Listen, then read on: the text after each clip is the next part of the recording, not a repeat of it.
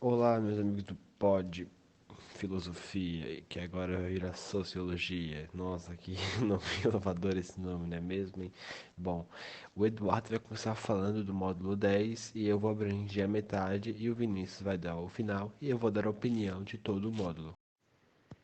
Entretanto, em uma sociedade, muita gente produz bens ou fabrica produtos.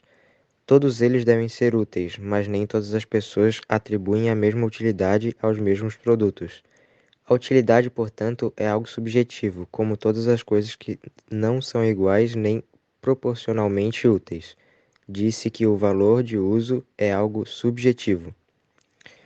Quando pensamos em mercado, ou seja, um sistema de trocas, a utilidade pode não ser o único referencial do valor. Por exemplo, um pão é muito mais útil ao ser humano que um computador ou um tablet. Contudo, este é bem mais caro que o pão. Para entender, precisamos analisar alguns elementos que compõem o que chamamos de mercado. Um produto é fabricado para o uso ou consumo pessoal, só tem um valor de uso. A pessoa que o produziu fica ou não se satisfaz. Mas isso é uma questão individual e pessoal, e por isso pode ocorrer uma mudança estrutural de um produto em determinada situação. Por exemplo, no momento em que o produtor tem a intenção de trocá-lo ou vendê-lo, seu tipo ou referencial de valor muda. O valor de um produto no mercado não pode ser subjetivo, deve ser objetivo, ou seja, medido e aceito por todos na sociedade. O produto não pode ser comercializado pelo seu valor individual, e sim social. O mercado é um fato social e, portanto, não pode ser ignorado ou driblado. A intenção de venda transforma um produto em mercadoria, e, portanto, o valor de uso não estão suplementando por um novo tipo ou referencial do valor, o valor de troca. Bom, antes de começar a continuar o módulo, eu vou citar uma coisa muito interessante. Os economistas clássicos já conheciam a origem do valor de troca. Eles vêm basicamente do trabalho humano, que foi aplicado a determinado produto. O exemplo, o ar que respiramos é essencial à vida. Ele não tem preço, não se paga nada por ele. Já o ar comprimido, o oxigênio, para os hospitais são frutos de trabalho humano e tem preço, pois o trabalho humano deu-lhes o valor de mercado. Bom, eu vou abranger outro tópico importante desse capítulo, que é o dinheiro. Bom, o dinheiro, desde os primórdios das civilizações, as trocas humanas são uma realidade, representado da forma primitiva de transição para compra e venda. No momento em que houve os primeiros agrupamentos humanos e o início da propriedade privada, os homens passaram a realizar trocas. Contudo, quanto maior o número de itens de troca, mais difícil as trocas se tornavam. Bom, agora vamos para capital. Capital. Bom, capital é entendido o valor do dinheiro nas trocas que eu falei anteriormente. É bem legal. O exemplo que eu dei até desde antigamente eles já trocavam coisas entre si, foi aprimorando, tipo, agora com moedas, com itens de troca. Foi bem legal. Agora a gente vai para capital. Que capital, todo mundo acha que capital é dinheiro, mas tem uma diferença. Capital, entendido o valor de troca. Vamos ao conceito de capital, então. O conceito de capital é muito importante na teoria marxista. De maneira geral, a circulação de mercadoria ou trocas obtém o seguinte esquema. Bom, tem um esquema para você entender melhor capital, que é mercadoria igual a dinheiro, que dinheiro igual a mercadoria. Essa é a forma que revela a circulação simples da mercadoria. Bom, agora eu vou citar dois tópicos muito importantes aqui, né, no pod, que era filo, agora virou sociologia, né, magicamente trocamos de nome, de conteúdo, né. Dinheiro nem sempre é uma capital e capital nem sempre é dinheiro. Então a definição certa de capital seria capital é uma relação social, isso mesmo. A capital surge na produção e não na venda. Um exemplo muito notório é quando um dono de uma fábrica ele tem a capital, ou seja, isso é um jeito que ele tem de investir na sua fábrica. Essa pode ser uma definição simples de capital. Ele vai comprar uma mercadoria que lhe traga o máximo de retorno possível, para ele conseguir lucrar mais e assim vender mais. Ou seja, uma fórmula para isso é que dinheiro gera mercadoria, e mais mercadoria gera mais dinheiro, e vai num ciclo infinito.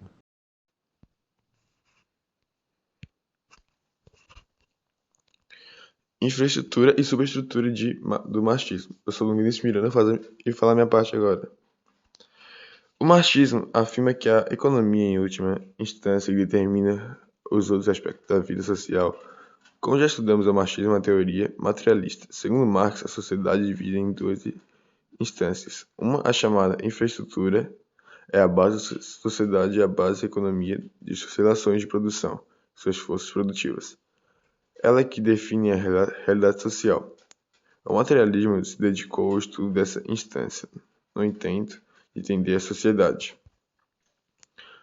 A segunda instância da sociedade é chamada superestrutura, assentada sobre a infraestrutura. A superestrutura é composta pelas crenças, pela religião, pela filosofia, pelo Estado, pela política e pelas tradições. Assim, para o marxismo, todos esses fatores refletem a base da economia. Seria uma instância de ideologia, pois não tem existência em si mesma, mas resulta do modo de produção vigente. Esse conceito do marxismo recebeu muitas críticas por ser muito determinalista, ou seja, pegar que a economia determina o pensamento, a política e a educação. Engels defendeu o marxismo, dizendo que a infraestrutura, em última instância, influencia a superestrutura. No entanto, a sociedade é formada dialeticamente por suas duas partes, ou seja, uma se relaciona com a outra, formando o todo.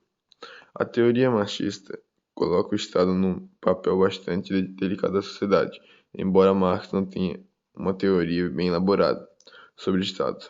Ele o define como uma organização política burguesa.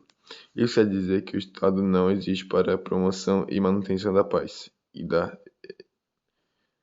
equidade social, mas para assentar cada classe em seu lugar.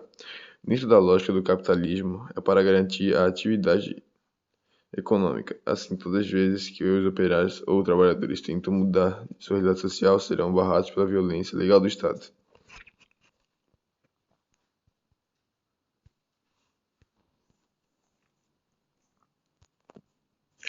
A infraestrutura e a superestrutura, elas meio que se conectam, elas são quase iguais, uma completa a outra. A função da superestrutura é manter as relações econômicas que constituem infraestrutura, quando assim os interesses coletivos da classe social dominante. Isso é realizado através da regulamentação, sanções e coerções impostas pela superestrutura política e pela força persuasiva da superestrutura ideologia. Para mim, a ideia de Marx está certa, pois uma combina com a outra, uma consiste em fazer a outra. Então, para mim, a ideologia dele está certa. Antônio Gramsci nasceu em 1891 na Sardenha e morreu em 1937 em Roma. Foi um jornalista e cientista político de profunda capacidade intelectual, membro do Partido Comunista Italiano. Foi preso durante a vigência do fascismo de Mussolini. Na prisão escreveu muitas reflexões sem intenção de vê-las publicadas. Posteriormente, esses escritos foram organizados em duas obras distintas: As Cartas Cárcere e Os Cadernos de Cárcere. Bom, agora vamos dar a nossa opinião sobre o módulo 10. Bom, o módulo 10, na nossa opinião em conjunto aqui, como o Vini, o Du e eu falamos, é que o módulo 10 fala, ele abrange muito, ou seja, ele é totalmente completo de dinheiro e capital, certo? E ele abrange fórmulas e fala da realidade, que os donos de fábrica ganham muito mais do que eles dão para funcionário, certo? E isso é o sistema capitalista. E Marx, na real nem Marx e o Antônio Gresmi abrangem suas opiniões contra isso e falam de coisas que acontecem na nossa realidade hoje. E a gente acaba seguindo esse tema e não percebe isso, que o que eles falavam acontece hoje em dia. E as citações deles são muito importantes, pois até hoje são usadas em redações do Enem ou redações de escolas, provas, enfim. Quando os temas abrangem, tipo, tem semelhança com a fala, né? Tem a ver com a fala que eles estão falando, certo?